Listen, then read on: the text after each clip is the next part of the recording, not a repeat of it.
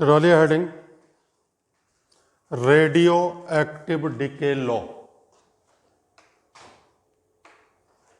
Radio active decay law से अब हमें डेरिवेशन करना है।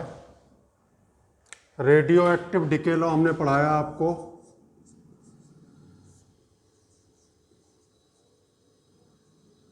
Minus dn upon dt directly proportional to n minus dn upon dt equals to lambda n, जहाँ पे लैम्डा का नाम था डिके कांस्टेंट।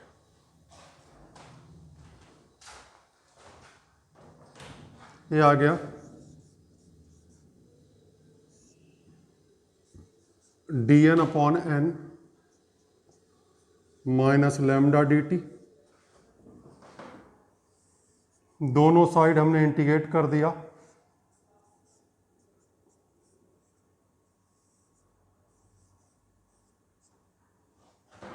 जब टाइम था 0 तब मान लिया नंबर ऑफ न्यूक्लियाई थे n0। जब टाइम हो गया t तो नंबर ऑफ न्यूक्लियाई हो गए n। 1 अपॉन n का इंटीग्रेशन आपको पता है log n to the base e।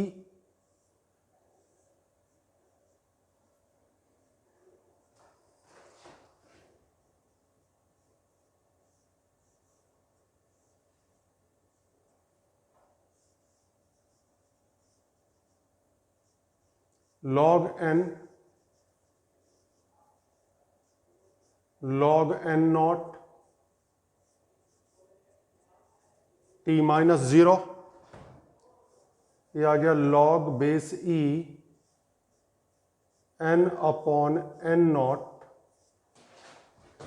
Equals to minus lambda t। Anti log ले लो n upon n naught e to the power minus lambda t।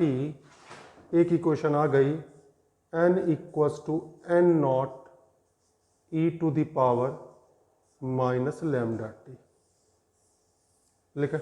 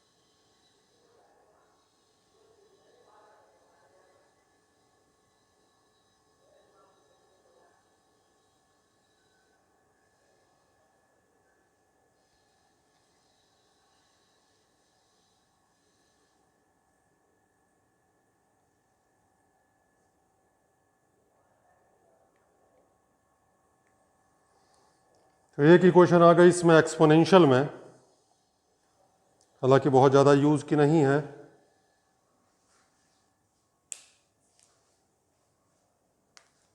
अगली equation देखें।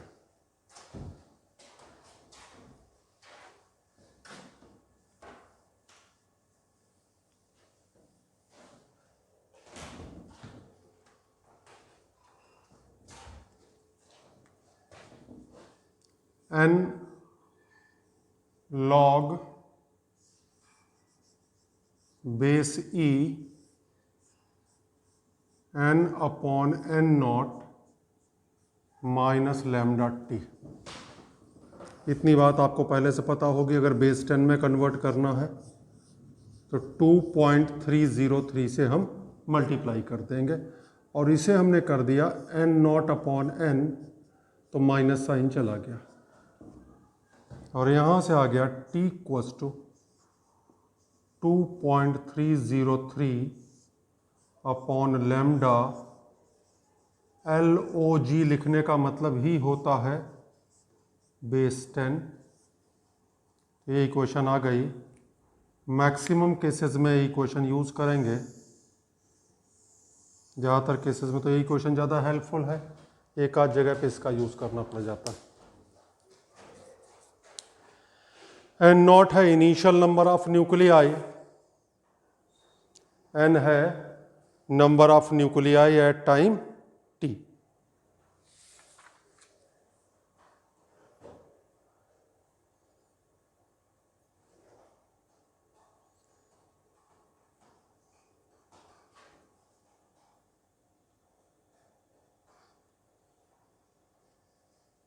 चलिए आगे चलते हैं। डालें हेडिंग हाफ लाइफ टाइम।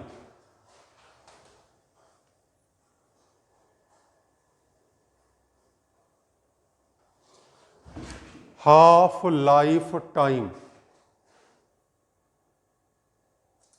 लेकिन half life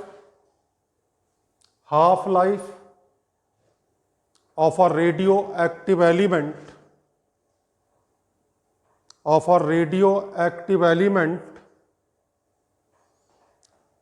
is defined as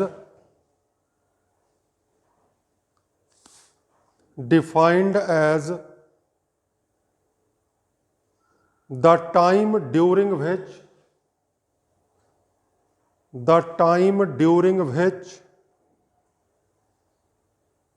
half the number of atoms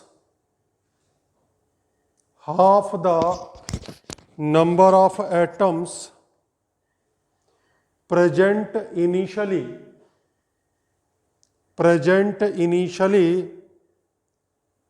in the sample of the element decays।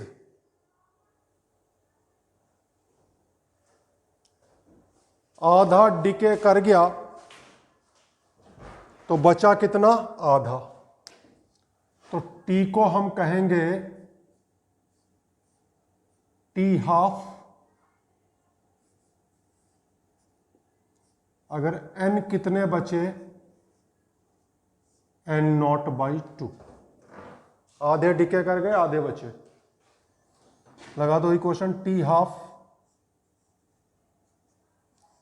2.303 upon lambda log 2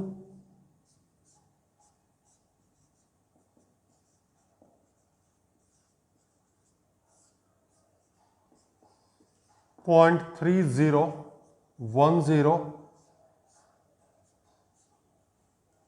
T half आ गया 0.693 अपॉन लैम्डा। देख ले,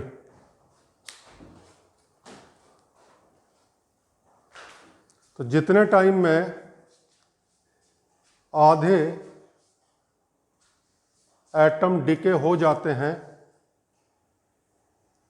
उसे नाम दिया गया half life time.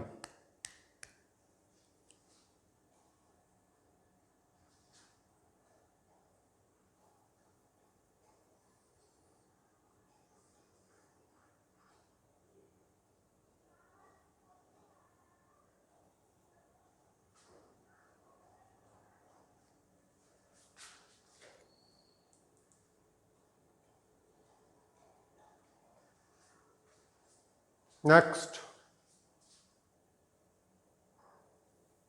Average life.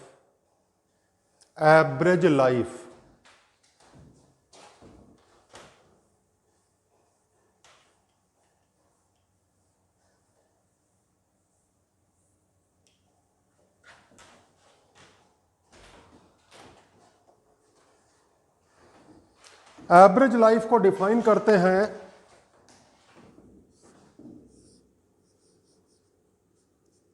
Reciprocal of decay constant. लेकिन फिलहाल ये डेफिनेशन तो नहीं हुई, ये तो इसकी न्यूमेरिकल वैल्यू हुई। अब निकालते हैं डेफिनेशन। तो देखो जी, हमने पढ़ाया है आपको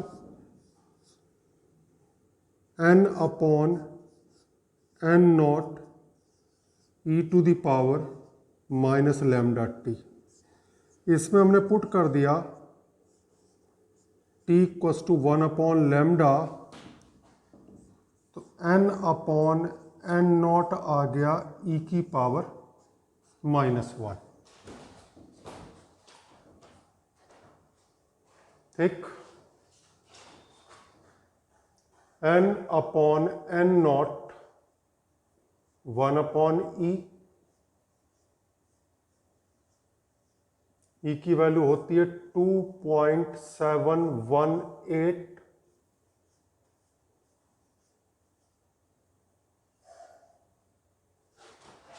2.718 डिवाइड कर लो 1 को,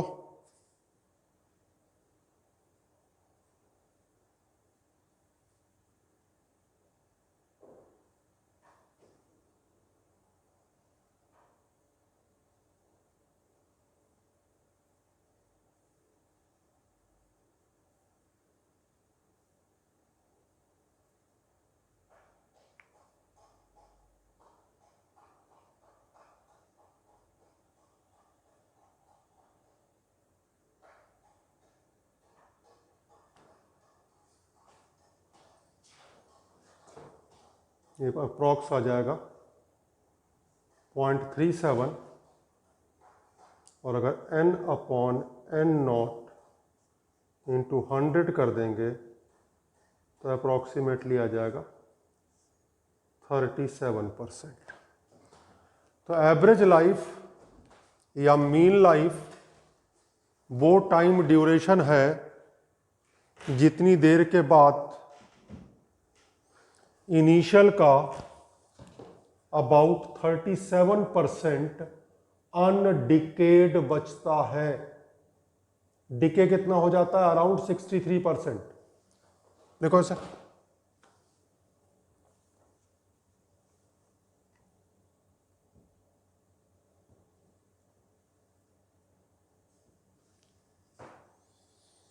लेकिन एवरेज लाइफ और मीन लाइफ, एवरेज लाइफ और mean life of a radio active sample, radio active sample may be defined as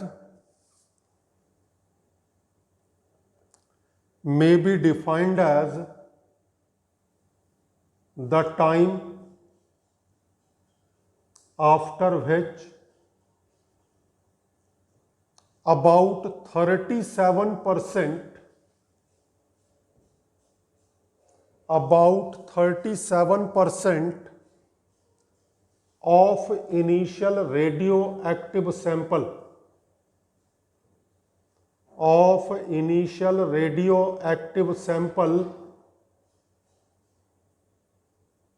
left undecayed,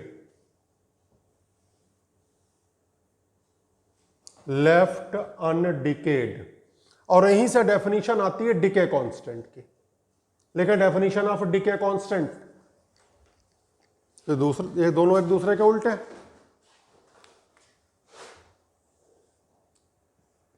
lambda किसके बराबर है? 1 अपॉन टी एवरेज। तो हम कहेंगे डिके कांस्टेंट रेसिप्रोकल है उस टाइम ड्यूरेशन का जितनी देर के बाद 37% left अनडिकेड।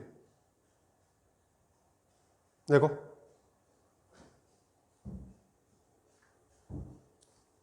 Decay constant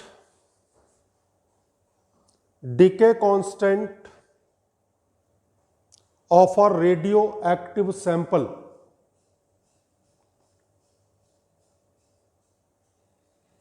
may be defined as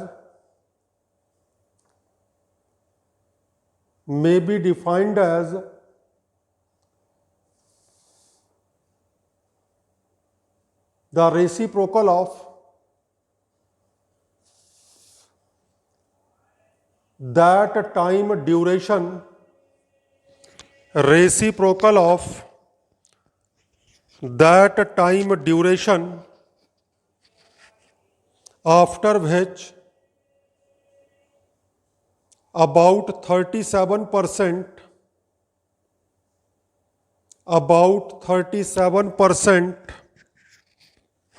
of radioactive sample left undecayed.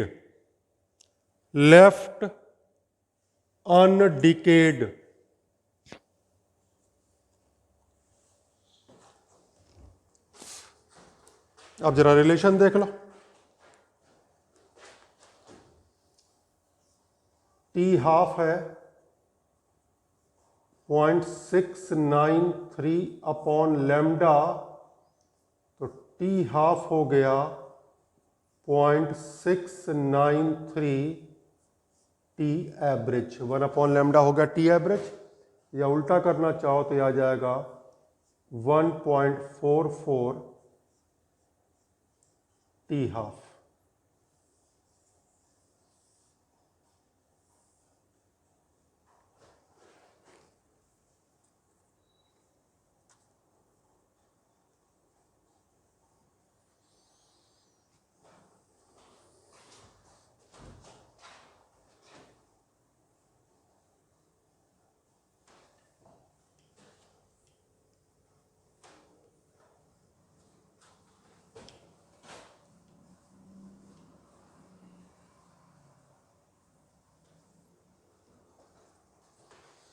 तो रेडियो एक्टिविटी में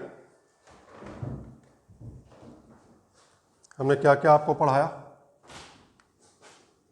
एक तो पढ़ाया एक्टिविटी,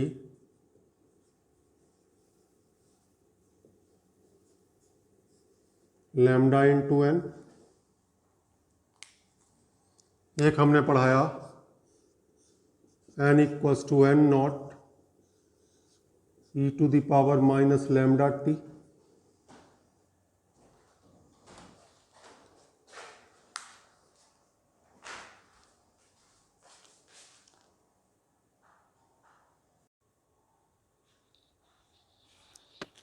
दूसरी इक्वेशन है n equals to n naught E to the power minus lambda T.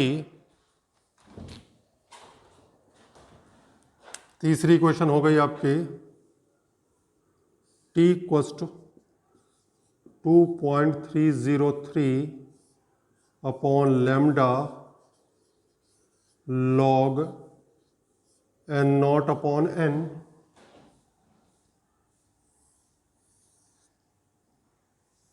अब जैसे हमने आपको बताया कि एक्टिविटी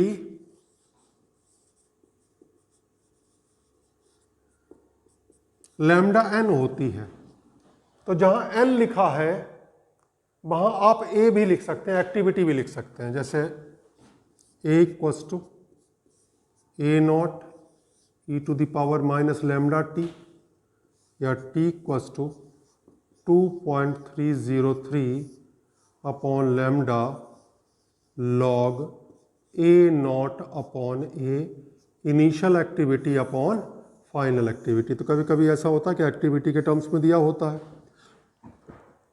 एक्टिविटी होती है लैम्डा एन, तो एन की जगह लिखोगे एक्टिविटी अपॉन लैम्डा आ जाएगा, लैम्डा लैम्डा कैंसिल हो जाएगा।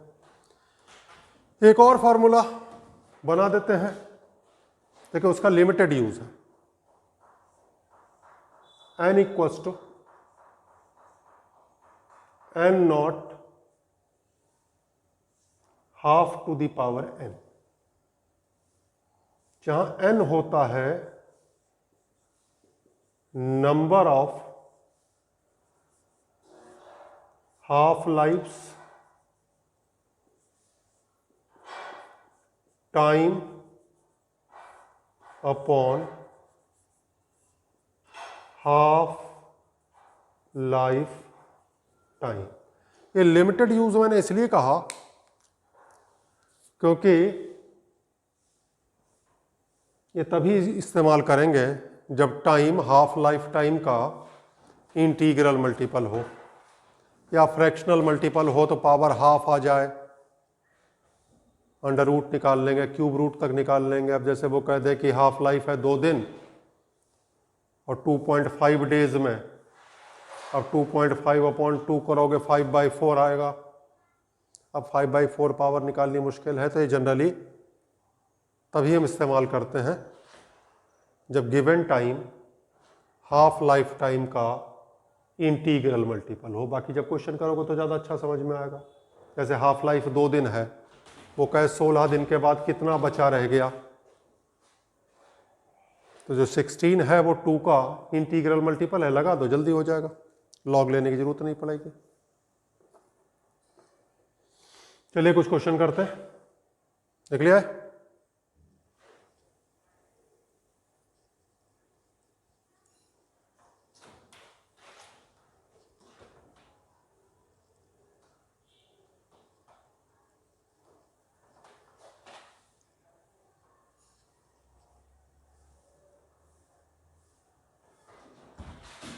पहला question,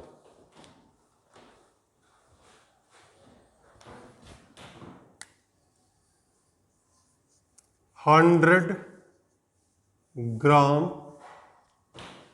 of a radioactive sample was taken.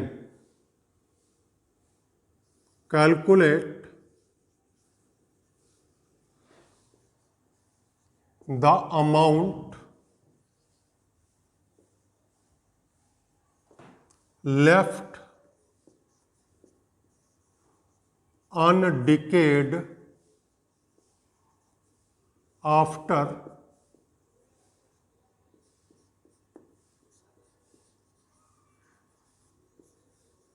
3 half-lives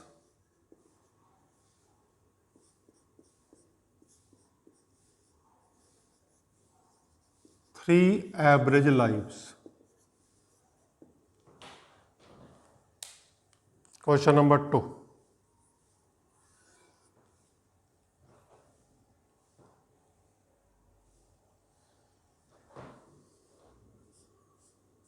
Half-life of a radioactive sample is 2 days. Calculate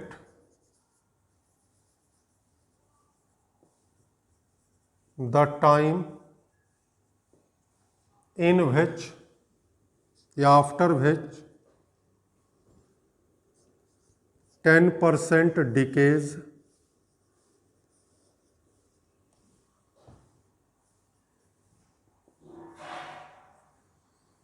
%, left undecayed.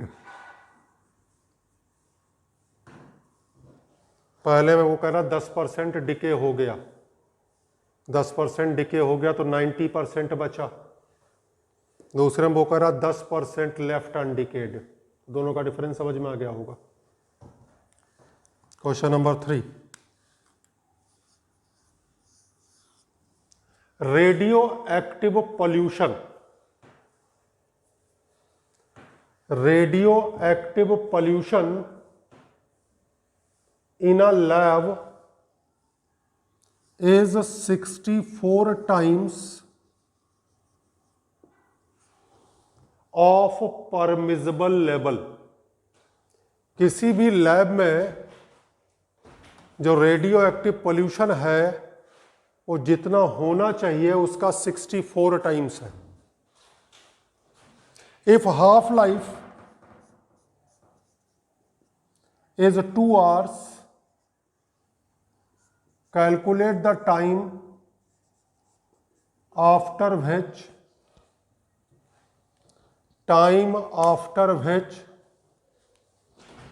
the working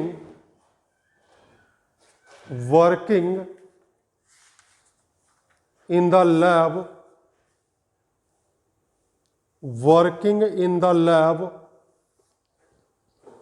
will become safe. Working in the lab will become safe. Question number 4.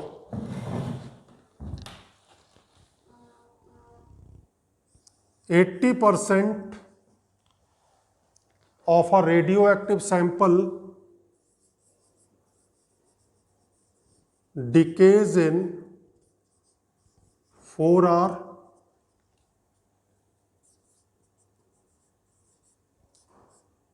find half life. Find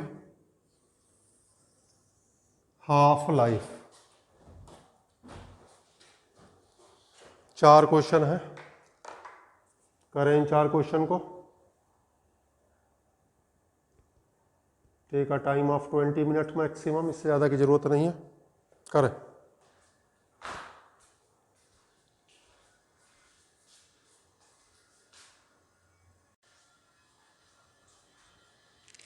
solution की तरफ लौटते हैं।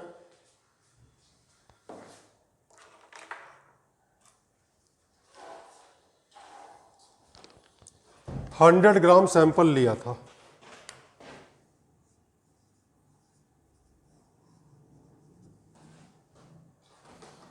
वो कह रहा है after 3 half lives, मैं किसी फार्मूले का कोई यूज करने नहीं जा रहा हूं।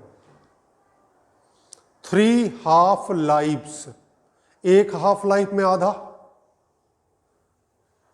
2 हाफ लाइफ में आधे का आधा, और 3 हाफ लाइफ में जो बच गया उसका आधा।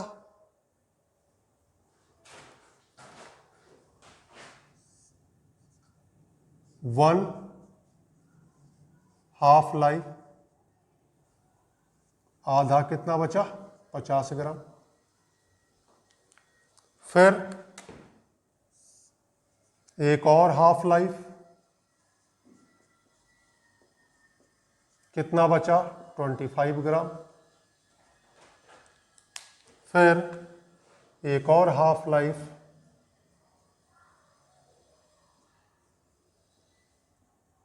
कितना बचा? 12.5 ग्राम। आंसर आ गया। ऐसे करना चाहो ऐसे भी कर लो। n equals to 100 half to the power n, n कितना है? 3, तब भी आ जाएगा 12.5 ग्राम। तो सिंपल लैंग्वेज में समझा रहा हूं, एक हाफ लाइफ का मतलब आधा बचा। अब आ जाओ जी एवरेज लाइफ पे। हमने आपको पढ़ाया है एवरेज लाइफ में कितने परसेंट बचता है? 37% बचता है अनडिकेड। एक एवरेज लाइफ के बाद अनडिकेड बचता है 37%। तो देखो 100 ग्राम था, 1 एवरेज लाइफ, 37% का मतलब 37 ग्राम।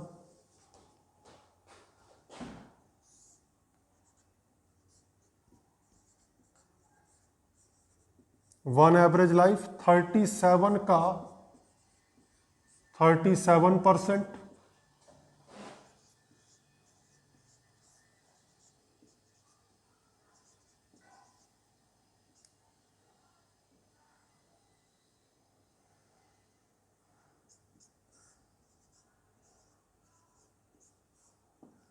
$13.69 ग्राम। उसके बाद फिर एक और एवरेज लाइफ,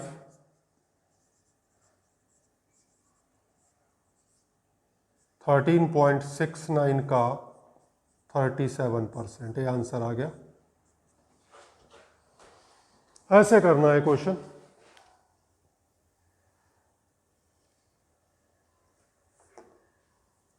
और इस तरह के चेंजेस को एक्सपोनेंशियल चेंज कहते हैं। एक दिन में आधा, 2 दिन में आधे का आधा, 3 दिन में उसका भी आधा। Such type of changes are called exponential change. और एक्सपोनेंशियल तो वैसे भी दिखाई पड़ता है इक्वेशन में, ई की पावर आ रही तो एक्सपोनेंशियल तो हो ही गया। देखो जल्दी,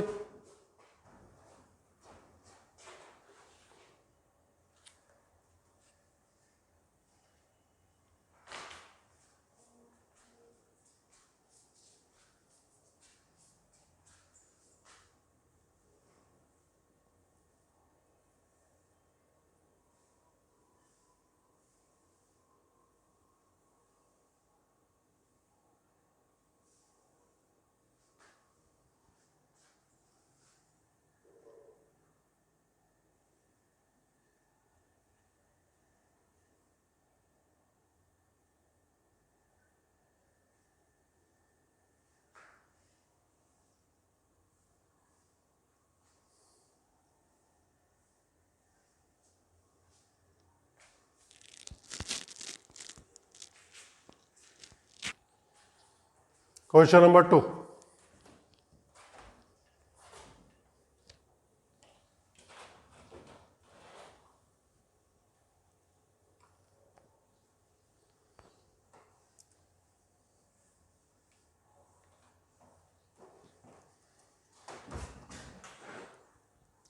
टी हाफ दिया है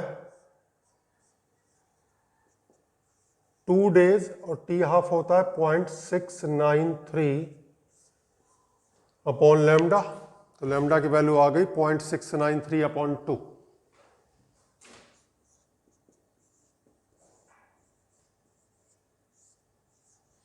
अब इसने 2 days कहा है तो आंसर भी डे में आ जाएगा। पहला पार्ट 10% डिकेज,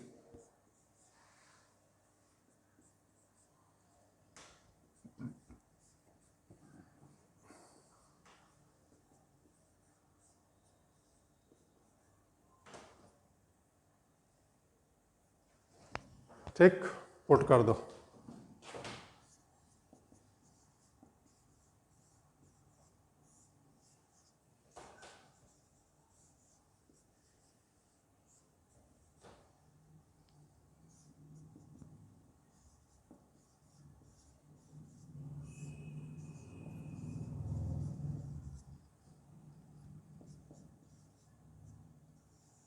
ये बन जाएगा log 10 minus log 9,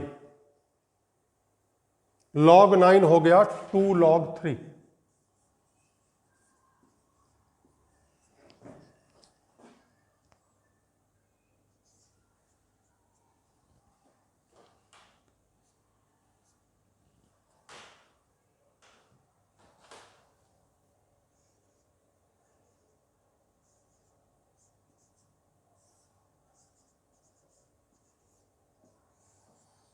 one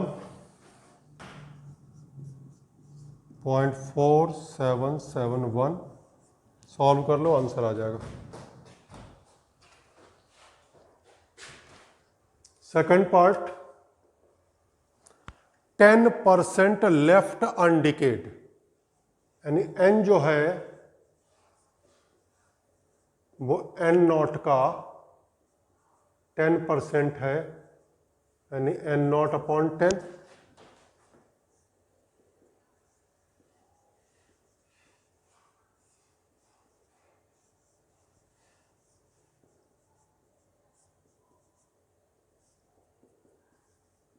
two 2.303 into 2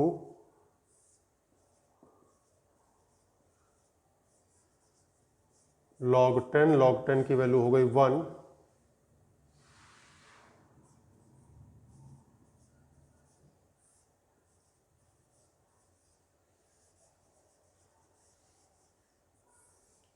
ये आ गया आंसर क्वेश्चन नंबर 2 का।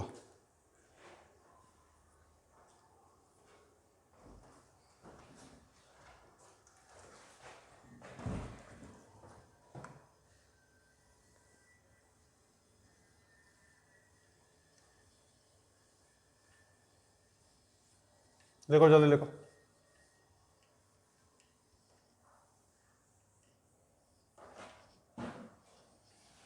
क्वेश्चन नंबर 3 में वो कह रहा है कि जो प्रेजेंट कंडीशन है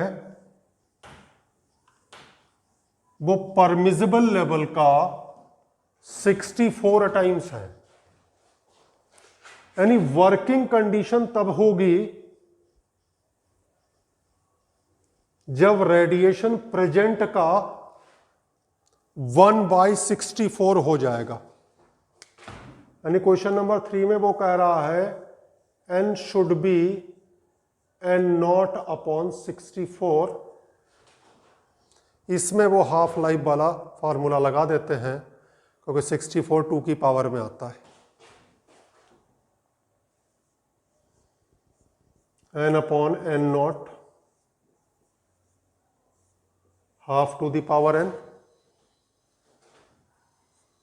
1/64 हाफ की पावर n 2 की power n equals to 64।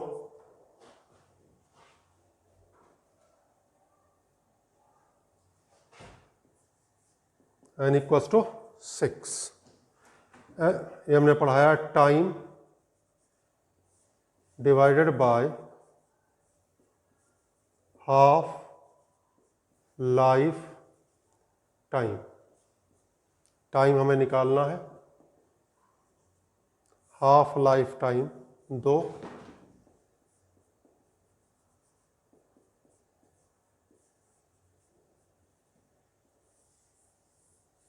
12 hours.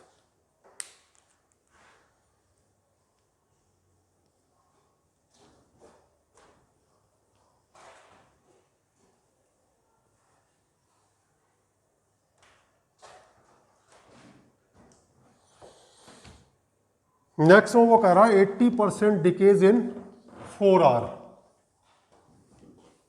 80% decays in 4 hour. तो 80% अगर डिके हो गया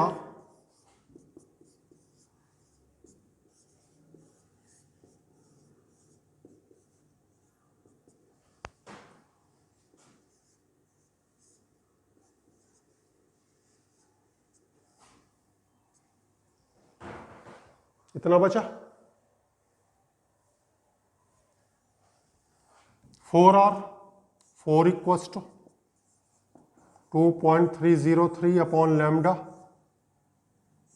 लॉग 10/2। इसे 5 हमने इसलिए नहीं करा कि लॉग निकालते समय फिर से 10/2 करना पड़ता। Lambda equals to 2.303 upon 4 log 10